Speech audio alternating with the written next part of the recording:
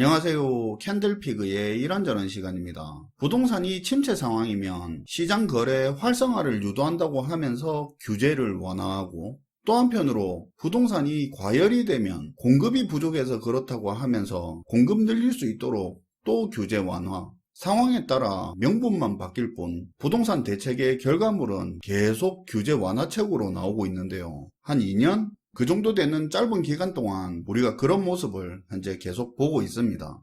급격한 부동산 침체를 막겠다는 연착륙 대책이라는 명분으로 정책 대출을 확대해주고 각종 규제를 완화해주고 언론까지 총동원된 전방위적으로 부동산 띄우기 총공세를 하면서 결국 올해 들어서는 서울 일부 지역을 중심으로 과열 조짐까지 나타나기 시작했는데요. 근데도 특이한 건 현재 역대급 규모의 경매 물량이 쏟아지고 있고 부동산이 오른다 하지만 이게 또 신축에만 편중된 그런 과열 현상이 나타나고 있습니다. 그마저도 서울 수도권 일부 지역과 그 외의 지역으로 나눠져서 양극화 현상이 뚜렷하고 부동산 경기가 과열이라고 온통 떠들어대는 거하고는 별개로 또 건설 경기는 최악의 상황을 달리는데요. 현재 부동산 침체 속에 부동산 과열 현상이 나타나고 있는데 일반적이지 않은 이게 현재 지금 우리 부동산 상황이죠. 아무튼 우리 정부는 초지일관 부동산 공급 부족의 문제라고 하면서 현 상황에 대응을 하고 있습니다. 부동산이 과열되고 있다고 하면서 이를 해소하기 위해서 공급을 늘려야 한다는 이야기를 주구장창하고 있는데요. 그러면서 작년 9.16 공급대책, 올해 초 110 부동산 대책 등 공급 확대 중심의 대규모 부동산 대책을 계속 내놓았었죠. 기억하시겠지만 그러다가 지난 5월에 한번 발칵 뒤집어지는 일이 있었죠.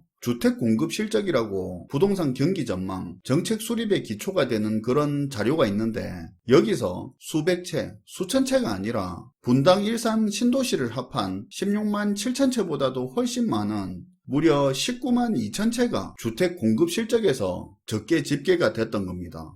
그때 전문가들은 그동안 공급 부족하다 하면서 두 차례나 되는 대규모 부동산 공급 대책을 내놨는데 근데 엄청난 주택 공급 물량이 누락이 됐는데도 통계 오류를 그동안 찾지 못했다는 게 이해가 안 간다고 비판을 쏟아냈었는데요. 그나마 대규모 부동산 대책이 나오던 작년 가을, 올 초는 그래도 부동산 시장이 관망세라 큰 혼란이 없었지만 변동성이 큰 시장 상황에서 이런 엄청난 통계 오류가 있었다면 큰 혼란이 있었을 거라 그런 이야기를 했단 말이에요. 그렇게 말 나올 만도 한 게 공급 부족하다고 신규 신도시 개발이나 이런 대규모 공급 대책을 내놨는데 까고 보니까 신도시 두세 개 물량이 적게 집계된 상황에서 그런 대규모 공급 대책을 내놓은 거 아닙니까? 그러다 보니까 너무 이해가 안 간다면서 실수가 맞기는 맞냐고 많은 추측들이 난무하기도 했었죠.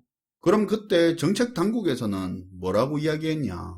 이번 통계 오류로 공급 실적이 과소 집계됐다 하더라도 현재 공급 위축이라는 그 시장 상황은 변함이 없기 때문에 정책 방향성을 바꿀 정도의 큰 차이는 아니다라고 공급 부족 문제는 그걸 감안하더라도 여전하다는 그런 이야기를 했습니다. 그러면서 지금까지 공급 부족을 문제시하면서 계속 정책을 진행시켜 왔고요. 그러다가 이번에 88 주택 공급 대책이라는 사실상 수도권 주택 공급 확대에 올인하는 대책을 내놨는데요. 서울을 포함한 수도권 지역의 그린벨트를 해제해서 주택 8만 가구를 공급하기로 했습니다. 말이 좋아 서울 수도권 지역 그린벨트를 푼다는 거지 강남의 그린벨트를 푼다는 이야기죠. 그린벨트 푸는 이유야 뻔하겠지만 수요가 몰리는 서울 도심에 집값 급등세가 번져간다는 이유로 여기에 집을 지어서 공급을 하겠다는 겁니다.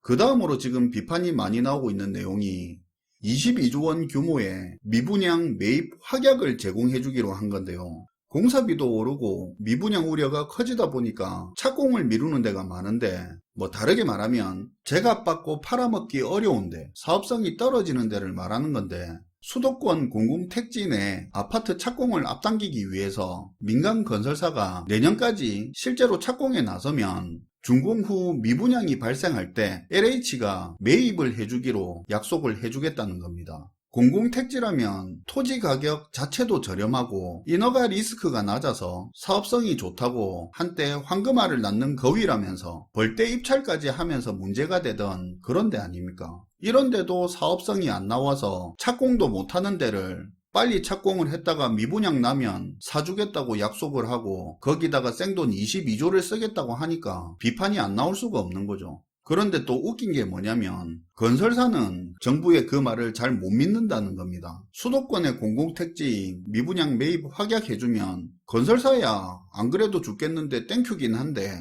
LH가 22조나 되는 돈을 감당을 할 수 있겠냐고 의심을 하는 거죠. 실제로 LH 재정 상황 안 좋은 거 전 국민이 알잖아요.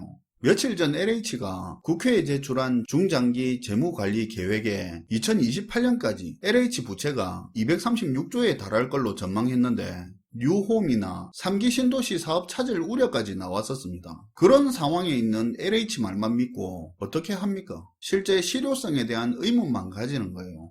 그리고 이번에 재개발, 재건축 절차 간소화시켜주고 수익성 높이라고 의무로 하는 임대주택 비율도 줄여주고 층수도 더 올릴 수 있도록 용적률까지 높여줘서 사업성을 높여줬는데 여기서도 나오는 이야기가 지금 제조업이고 자영업이고 매출 급락하고 돈줄 막혀서 죽을 지경인데 자기들한테는 시장 논리고 제대로 관심도 안 가지면서 도대체 이 나라는 건설업만을 위한 나라냐면서 건설업만 챙기는데 굉장한 불만을 드러내고 있는 상황입니다.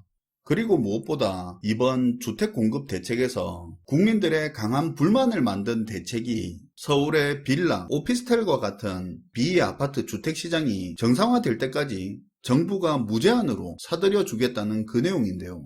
동네 빌라 건축업자까지 챙기는 것 같은 그 내용에 아마 듣자마자 혈압 오르는 사람들 많을 거예요. 이렇다 보니까 이번 주택공급 대책 이야기할 때도 그린벨트 해제니 뭐니 그런 이야기 위주로 잔뜩 하다가 이 내용을 끝에 살짝 다루는 경우도 많은데요. 일단 서울의 신축 빌라, 오피스텔을 시장이 정상화될 때까지 정부가 무제한으로 사들이겠다는 명분은 이런 건데요. 빌라를 중심으로 전세 사기 문제가 이슈화되면서 사람들이 빌라 전세를 기피하게 되고 빌라 전세 수요가 아파트 임대 수요로 향하게 되면서 전월세 가격을 너무 올렸다 이겁니다. 그래서 서울의 경우 시장이 안정화될 때까지 무제한으로 정부가 신축 빌라, 오피스텔을 사들여서 공공임대주택으로 공급하겠다는 건데요. 그렇게 되면 집주인이 정부니까 다시 빌라로 임대 수요를 끌어올 수 있기 때문에 아파트 전월세 가격을 낮출 수 있다는 그 논리예요.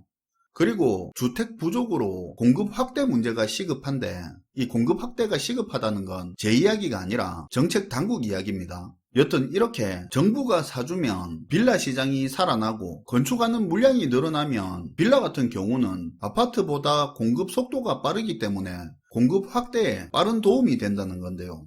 실제로 빌라 같은 경우는 기초공사 끝나면 빠르면 6개월에서 좀 걸려도 1년은 안 걸리기는 하죠. 그럴싸한 논리 만든다고 욕본 것 같기는 한데 참 한숨만 나옵니다. 국민 세금을 동네 빌라 업자한테 퍼주니 그런 이야기는 뻔하기도 하고 제가 말하다가 자꾸 열만 받을 것 같아서 그 이야기는 안 하겠습니다. 근데 그렇게 정부가 신축 빌라를 무제한으로 매입해주면 건축업자들이 튼튼하게 잘 만들어서 잘도 싸게 팔겠습니다. 건축업자가 어떤 사람들인데 정부가 무조건 다 사주겠다는데 왜 그런 뻘짓을 하겠습니까? 정부가 잘 사준다고 할 때 빨리빨리 날림으로 후딱후딱 지어서 한 개라도 더 비싸게 팔 거 아닙니까? 핑계 좋잖아요. 자재값 올랐다, 인건비 올랐다 하면서 거실 바닥에 대리석 무늬 싸구려 타일 깔고 천정에 간접등 한 바퀴 돌리고 인테리어에 돈 많이 들었다고 하면서 시세보다 높게 분양가 책정하고 수천만 원 또 띄워 올리죠. 실거주 수요는 물론이고 투자하는 사람들도 수익률 대비 너무 비싸서 등 돌린 게 신축 빌라인데 가치 대비, 효용 대비 가격만 과하게 높아서 시장에서 외면받았으니까 빌라 시장이 아파트 대비 더 위축이 된 거죠.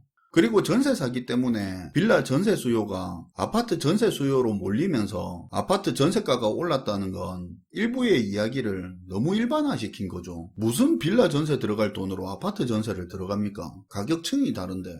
그리고 진짜 빌라 전세 사기가 문제였다면, 그래서 그 불안감이 빌라 시장을 위축시킨 거라면 시장 활성화 될 때까지 짓는 족족 정부가 사주는 게 아니라 다가구, 다세대주택 관련된 전세 제도부터 우선 개선을 하고 분양 가격이나 시세, 거래 과정이 더 투명하고 지금보다 정보에 접근하는 게 더 용이하도록 아파트 정도에 가깝게 시스템 개선을 먼저 해야죠. 불투명하니까 불안한 거잖아요. 이건 그냥 개인적인 생각인데 이번 빌라 무제한 매입은 빌라 시장 활성화, 임대 수요 분산 뭐 그런 거보다는 저는 개별 새마을 금고나 단위농협, 신협, 수협 등 개별 조합 지점들의 건전성 문제하고 관계가 많을 것 같다는 그런 생각이 듭니다. 왜냐면 실제로 빌라 건축업자들 집 지으면서 주로 돈 빌리는 데가 시중은행도 아니고 저축은행도 은근 많이 없어요. 주로 마을금고나 단위 협동조합 같은 개별 지점이 독립적이고 이사장 혹은 조합장 권한이 막강한 그런 종류의 금융기관에서 보통 집 지을 때 돈을 많이 빌립니다. 제가 무슨 이야기를 하는지 왜 이런 데를 언급했는지 구체적으로 말 안 해도 아실 겁니다.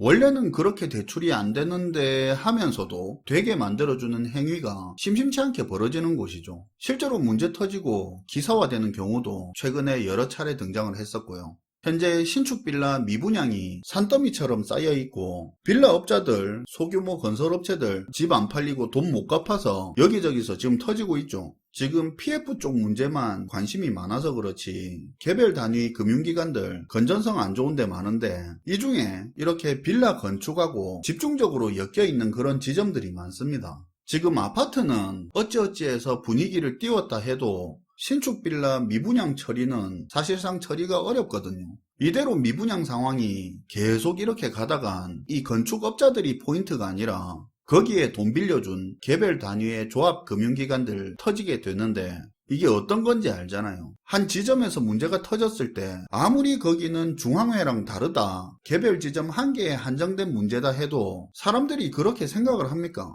그 개별 단위 조합에서 예금자들한테 만들어낸 공포가 똑같은 이름 달고 있는 다른 지점 중앙회까지 빠르게 번집니다. 개인적인 생각이지만 이번 빌라 무제한 매입은 개별 단위의 조합과 같은 그런 류의 금융기관들 위기를 막기 위한 차원에서 나왔다는 그런 생각을 하게 됩니다. 일종의 우회적인 형태로 단위 조합 금융기관들의 부실 채권을 떠안아주는 그런 정책이 아닌가 뭐 저 혼자 생각이지만 해보게 됩니다. 이렇게 오늘은 며칠 전 나온 대규모 주택 공급 확대 대책에 대해서 이야기를 해봤는데요. 정책 당국은 공급 문제로 해결하면 된다는 식으로 강하게 드라이브를 걸고 있는데 실효성이 있을지, 계획대로 정책이 추진될 수 있을지, 어떤 새로운 부작용을 만들지는 않을지 우려가 되는 건 사실입니다. 정권 초만 해도 자유시장 경제를 그렇게 외치던 정권이 요즘은 그때 그 정권이 맞나 싶을 정도입니다. 시청해주셔서 감사하고요. 지금까지 캔들피그의 이런저런 시간이었습니다.